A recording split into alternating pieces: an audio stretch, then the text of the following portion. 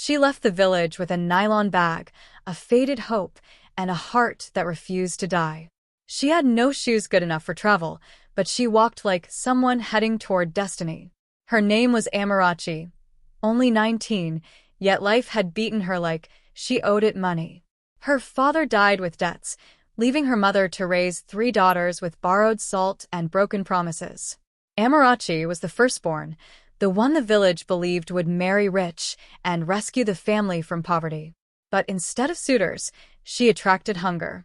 Her siblings looked at her every morning like she was supposed to be the miracle. One night, while her mother slept crying, Amarachi made a decision that tasted like fear and fire. She whispered goodbye to the mud house, packed one dress, and left with dreams heavier than her bag. She entered a bus heading to Lagos, the city that eats and crowns. The smell of petrol and roasted plantain hit her like a new world greeting her. Someone beside her warned, "Lagos no get friend, keep your eyes and your soul." She nodded, but her heart beat like festival drums. The further the bus moved, the smaller her childhood became. She didn't know if she was running toward life or away from survival. By the time she reached Ojota, her money could only buy a bottle of water. That night, she slept at the motor park, using dreams as pillow and fear as blanket. A woman with loud lipstick and tired eyes woke her the next morning. "Fine girl, Lagos no day wait for anybody. You sabi work." Amarachi nodded, though she had no idea what the job was. The woman took her to Balagan, the market that never sleeps or forgives. Noise hit her like thunder. People pushed, cursed, bargained, hustled like life was a race. She began selling clothes under the hot sun, swallowing insults like breakfast. Customers slapped prices much lower than her dignity. Her first salary could not buy her a room, yet she thanked God with shaking lips. She lived in a face me I face you, with 9 strangers and no privacy. Every morning, she woke before the sun, bathing with cold water that bit her skin. She learned to smile even when hunger folded her stomach into prayer. Weeks passed, Lagos toughened her like iron in fire.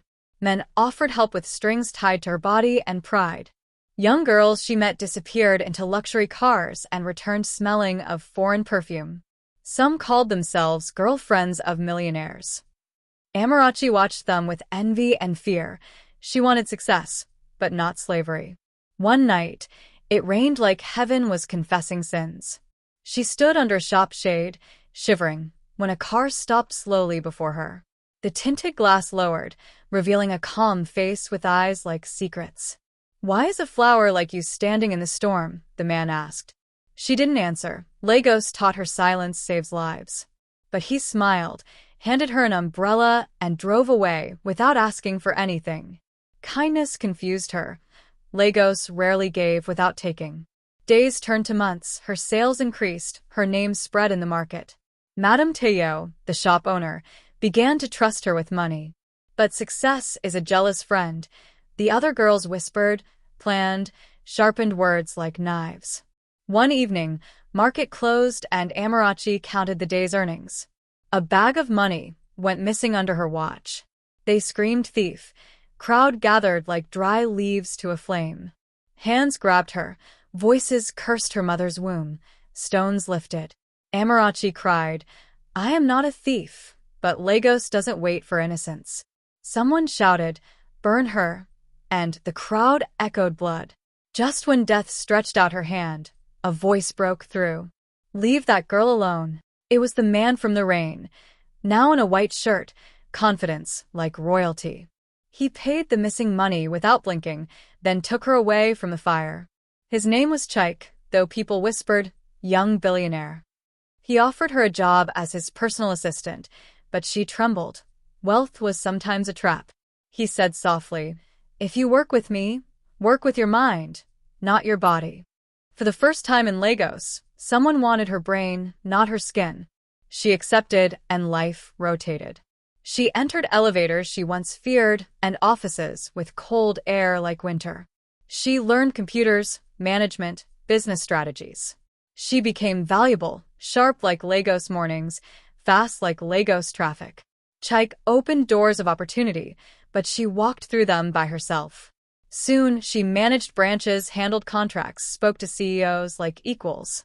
The same girl who came with one dress now owned 10 closets. But Lagos tests even the rising stars. News spread, Chaik and Amarachi are too close. Rumors danced like fire, tongues sharpened stories that never happened. Some said she used charm, others said she bewitched him. Business rivals plotted to destroy her. They hated a village girl touching wealth. One night, she received a call from her mother. The village was in tears. Her sister was sick, dying. Amarachi rushed home with doctors and medicines, but fate had different plans. Her sister died in her arms like a question with no answer. She screamed until her voice broke. Her village blamed her. Lagos changed you. You left us to suffer. She knelt in the dust, crying like memory itself was stabbing her. She paid the hospital bills of 5 children in the village, yet pain didn't reduce. She built a borehole, repaired the school roof, but guilt still tasted like salt. Returning to Lagos felt like walking back into a world half-loved, half-feared. Chaik waited, eyes gentle like apology. He told her there was something he had hidden, not from wickedness, but fear. He confessed he was the son of the man who ruined her father financially years ago. Her world collapsed. Her father died because of his family's greed. Amarachi felt betrayal cut deeper than poverty ever did. She walked out of his mansion with tears soaking her soul. Weeks passed, work lost flavor, success felt hollow. Chaik sent letters, not excuses, just apologies heavy as rain. One day, Amarachi visited her father's grave. She placed her achievements like flowers before his memory. She realized forgiveness wasn't weakness, it was freedom. She returned to Lagos, not as a victim, but a woman with lightning in her veins. She met Chaik again, eyes tired, hands shaking. She forgave him, not to forget, but to grow. Instead of lovers, they became partners in purpose. Together, they built a foundation for village girls with bags like hers, dreams bigger than their shoes. Hundreds of young women found opportunity, skill, dignity. Amarachi stood one day before a crowd, cameras flashing like stars. Reporters said, "From village dust to Lagos legend. How did you do it?" She smiled slowly, voice steady as dawn. "I didn't escape poverty. I transformed it." Cheers erupted, but she remembered the park where she first slept. She remembered hunger, insults, betrayal, pain. Her roots remained her crown. She walked the stage not like a girl who survived, but like a woman who conquered. She left the village with nothing. Lagos gave her everything, including scars and strength. But she returned to give others more than she received. And that was the legend. Not her wealth, but what she used it for. When she finally slept that night, her pillow was peace, not fear. Her story became a mirror. Many girls saw hope in her reflection. Because one person dared to dream beyond the farm road. And one day, the world wrote her name in gold.